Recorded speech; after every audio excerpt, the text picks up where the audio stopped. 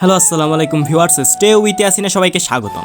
তো আজকে আমি চলে আসলাম ময়মনসিংহ শৌখিলজ। তো সবাই আমার সাথে থাকবেন এবং ভিডিওটা উপভোগ করবেন। তো প্রথমে আমি টিকিট কেটে নিলাম।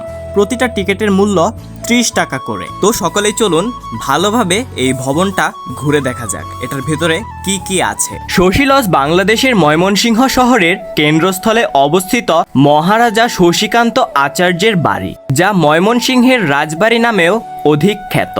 শহরের কেন্দ্রস্থলে ব্রহ্মপুত্র নদের অদূরে এই রাজবাড়ির অবস্থান। 1952 সাল থেকে বহুদিন শৌখিলজ ব্যবহৃত হয়েছে মহিলা শিক্ষক প্রশিক্ষণ কেন্দ্র হিসেবে। লজ ভবনটি এখন জরাজীর্ণ এবং প্রশিক্ষণ কেন্দ্রের জন্য ব্যবহার করা হয় না। 2015 সালে 4 এপ্রিল জাদুঘর স্থাপনের জন্য বাংলাদেশ সরকারের প্রত্নতত্ত্ব অধিদপ্তর শৌখিলজ ভবনটি গ্রহণ করে। মুক্তাগাছা জমিদারি প্রতিষ্ঠাতা শ্রীকৃষ্ণ আচার্য চৌধুরীর তৃতীয় উত্তম পুরুষ রঘুনন্দন আচার্য চৌধুরী নিঃসন্তান ছিলেন।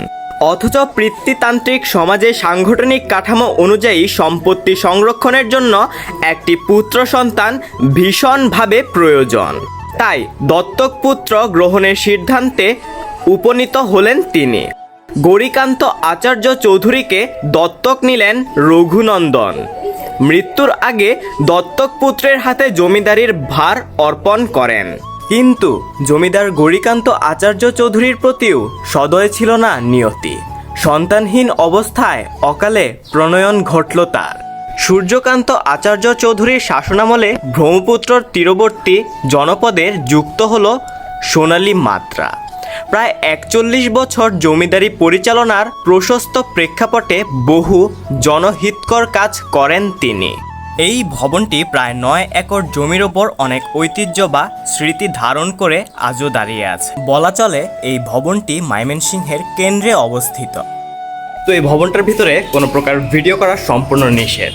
তো ভিডিওটা কেমন লাগলো সকলেই কমেন্ট বক্সে জানাবেন, এবং ইউটিউব থেকে দেখে থাকলে চ্যানেলটা সাবস্ক্রাইব করবেন, এবং ফেসবুক থেকে দেখে থাকলে চ্যানেলটি ফলো করে আমাদের সাথে থাকবেন।